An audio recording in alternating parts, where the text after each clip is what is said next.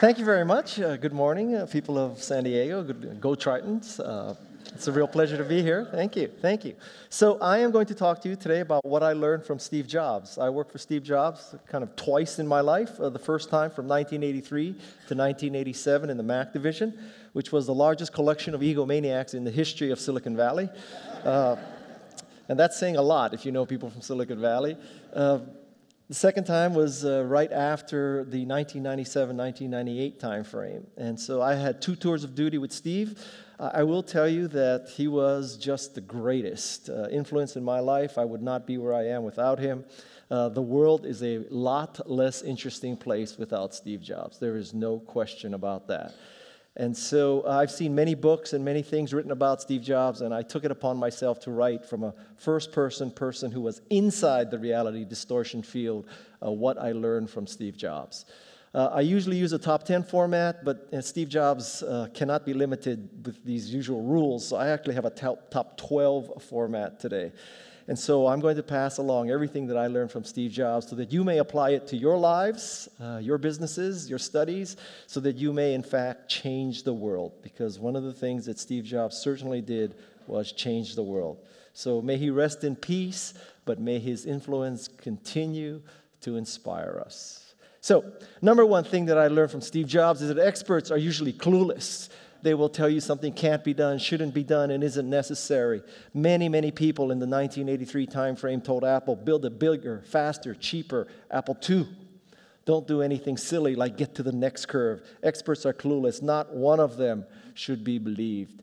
As a young person in particular, do not listen to the experts. Listen to your heart. Go for it. When you encounter naysaying, go against the naysaying.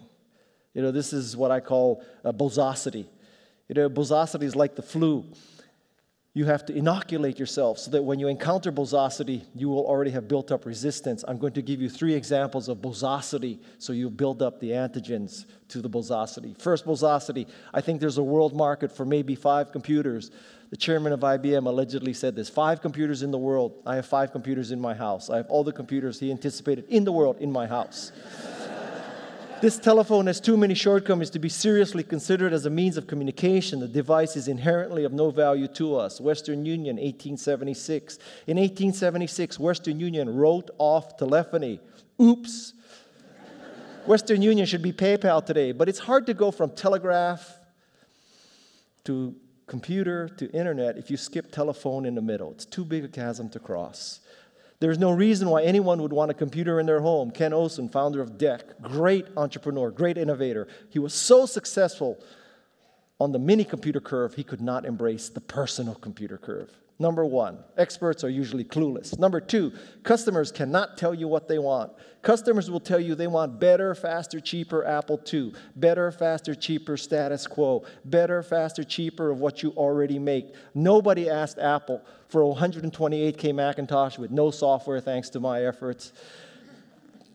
400K floppy, 128K RAM. Nobody asked that. They wanted better, faster, cheaper Apple II. Customers usually cannot tell you what they want. You have to have your vision, your passion. You need to jump ahead of them. The way to jump ahead of them is to get to the next curve, the next thing that I learned from Steve Jobs. The action, the true action, the great innovation in the world doesn't occur on the curve you are on. It occurs on the next curve. Classic example, Ice 1.0. Bubba and Junior would go to a frozen lake or a frozen pond and cut blocks of ice in the 1900s. 7 million pounds of ice was harvested in 1900.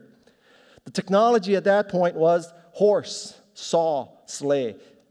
Frozen lake, frozen pond, cold time of the year. Go out to the lake, cut the ice. Ice 1.0. 30 years later, Ice 2.0, Ice Factory. Now you froze water centrally.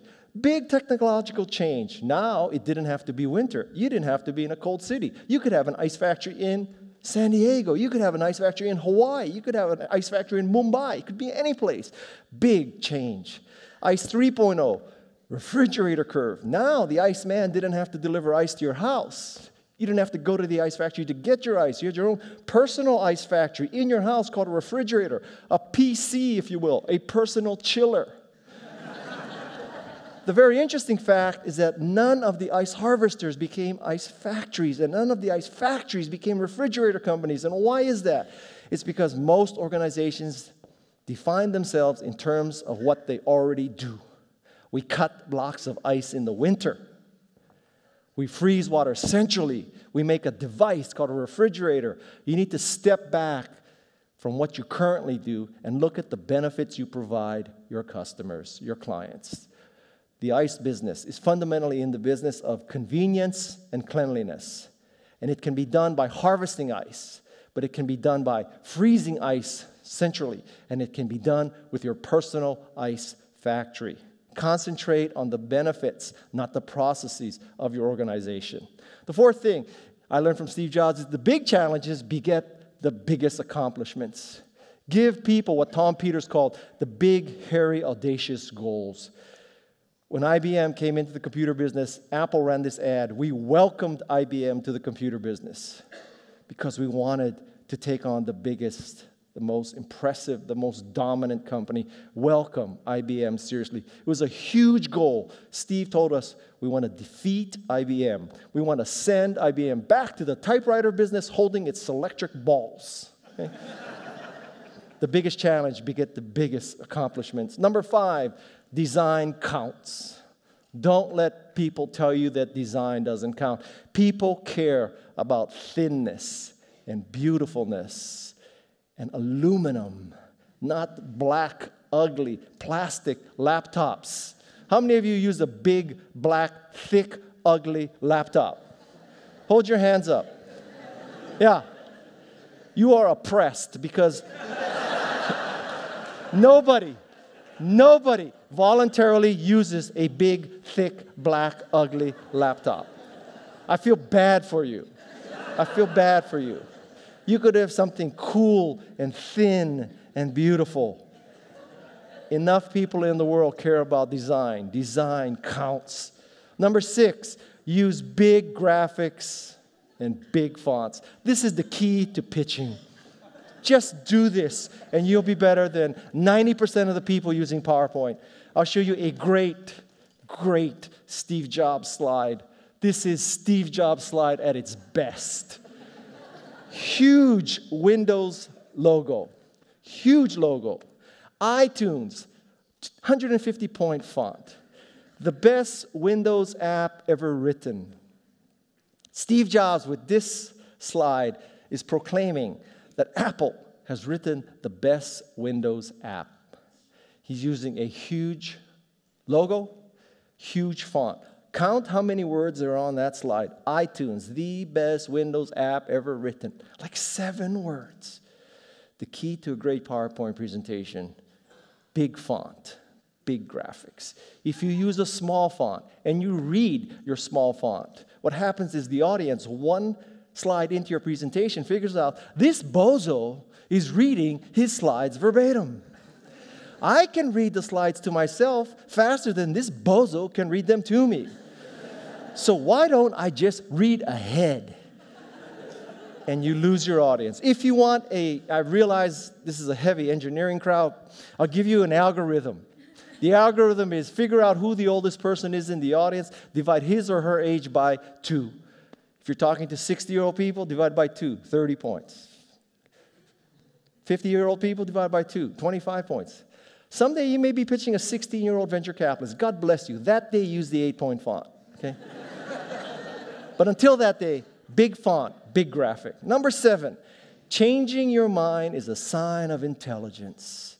Many people believe that changing your mind is a sign of stupidity because you got it wrong. And you don't want to admit that you're wrong. You want to hide the fact that you're wrong. You don't want to hold it out that you had to change your mind. Steve Jobs taught me exactly the opposite. This is a press release from June 11th, 2007. This is when iPhone was introduced. Our innovative approach using Web 2.0 based standards lets developers create amazing new applications while keeping the iPhone secure and reliable. June 11th, 2007, the introduction of the iPhone. Steve Jobs is telling you why there can be no third-party apps for an iPhone. If you want to do something that adds functionality to an iPhone, you have to have a Safari plugin. It's because we're doing you a favor. We want you to have a phone that is secure and reliable. One could logically ask at that point, well, Steve, why do you say that the phone has to be secure and reliable, but the computer doesn't? Why is it that there are third-party apps for the computer? Never mind. Don't ask. A year later, Apple press release. Apple executives to showcase Mac OS X Leopard and OS X iPhone development platforms at Worldwide Developers Conference 2008 keynote. 1 year later, Steve Jobs has gone from, we are going to allow no third-party apps for the iPhone, to we now have an iPhone development platform. May there be many, many different kind of apps, ranging from measuring your heart rate to I fart, whatever it takes, right? This is a 180-degree reversal. Steve Jobs said, closed system. Steve Jobs said, open system. 12 months later. Changing your mind is a sign of intelligence. And just FYI, when Steve Jobs in 2007 said that the iPhone had to be closed so that you would have a secure and safe phone, all the experts said, my God, Steve is right. You have to have a really secure and protected phone. 12 months later, Steve opens up the phone, and guess what the experts say? My God, Steve is right. You want an open system so you can have an app for that. Number 8, value is not equal to price. There's a difference here. Macintosh, iPhone, iPod, any of those things, anything is not the cheapest, but arguably it is the highest value. This is a screenshot from an ad where the Windows guy had to run a bake sale to get money to support the bugs in Windows NT. The Macintosh guy doesn't have to do that because there are less bugs. Effectively, it's saying that, yes, a Macintosh may cost more at the front end, but when you consider training and support and debugging, it is a better value. Price is different from value. Try to never fight on price. Number 9, A players hire A+ players. That is, a good person hires a better person, not a lesser person. What you'll see is that B players, because of their insecurity, like to hire C players. They want to feel better than the person they hired. The problem is, when a B player hires a C player, it creates this downward spiral. And the C player hires the D player, and the D player hires the E player. And guess what?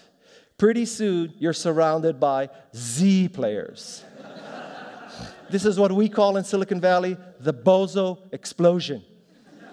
You need to fight the bozo explosion. This is a picture of the Macintosh division. This is a reunion held about 25 years after the Macintosh. Some of the brightest people I've ever worked with. I consider it an honor to have worked with them. Number 10. Number 10 is that real CEOs demo. They don't pass it to a VP of engineering or a product manager or a PR weenie. They do the demo. Great CEOs can do the demo. This is a picture of Steve demonstrating the Macintosh 128K in 1984. He did the demo by himself. I think many of you will probably start a company one day. Remember this day. If you want to be a great CEO, you have to do the demo. If you cannot do the demo, you are a loser. Okay? Do the demo. Number 11, real entrepreneurs ship. They ship. The way it works in Silicon Valley is we ship and then we test. Okay? Except biotech. So, one of the differences, if you look at this, this is a very early version of essentially a Macintosh. However, it came from Xerox PARC. Xerox PARC pioneered the mouse, graphical user interface, windowing, tiling, drawing with the mouse, all these kinds of things. But the difference between Apple and Xerox PARC is that Apple could ship. You know, there's a great song, Don't Worry, Be Happy, by Bobby McFerrin, right?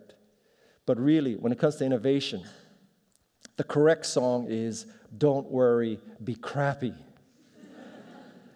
The first Macintosh was arguably a piece of crap. 128K of RAM, 400K floppy drive, no software thanks to me. Slow printer, piece of crap, but it was a revolutionary piece of crap. It was better than the best MS-DOS machine, better than the best Apple II. The first laser printer, arguably a piece of crap. $10,000, printing single-sided, 8.5 by 11, slow Apple Talk network, a piece of crap, but it was so much better than the best daisy wheel printer. It was okay to ship. The way it works in technology is you ship and then you test. Real CEOs ship. Number 12, marketing can be distilled to one simple graph. This graph has two axes. On the vertical axis, we measure uniqueness. On the horizontal axis, we measure value. This is a 2x2 matrix. If any of you go on to work for McKinsey, you will learn that in a 2x2 matrix, you always want the upper right-hand corner. Okay? McKinsey will charge you 25 grand for that. So, let's discuss all four corners. The bottom right corner is where you create something of value, but it's not unique. There, you have to compete on price. Same operating system on the same hardware. You have to compete on price. The opposite corner. In the opposite corner, you have something truly unique. Only you do it, but it is of no value. In that corner, you're just plain stupid. In the bottom left corner, that's what I call the .com corner, because there you have a company like Pets.com that does something that is of no value, and stupid people like me funded 10 other clones of Pets.com. So it has no value and is not unique. That's the worst corner of all. But the corner you want to be in, the holy grail of marketing, the holy grail of entrepreneurship, the holy grail of innovation, the holy grail of making meaning in the world, is the upper right-hand corner. Create something that's unique and truly valuable. Unique and truly valuable. Macintosh was unique and truly valuable. There are other things. This is a Breitling emergency watch. This watch, if you pull out the antenna, puts out an emergency signal. So you don't do this when you just take the wrong exit. You do this when you're about to die, okay? Because if you do this, there'll be a Coast Guard helicopter looking for you, and Kevin Costner's going to be in that helicopter, okay? So, but this is a watch that can save your life. Not many watches can save your life. This watch is unique and valuable. The key to all of marketing, all of innovation, is you need to be in that upper right-hand corner. Make something unique and valuable. And this is my last slide. And my last slide is to tell you that one of the most valuable lessons that I learned from Steve is that in life, some things need to be believed to be seen. Usually you hear this the opposite way, that in order for you to believe something, you have to see it.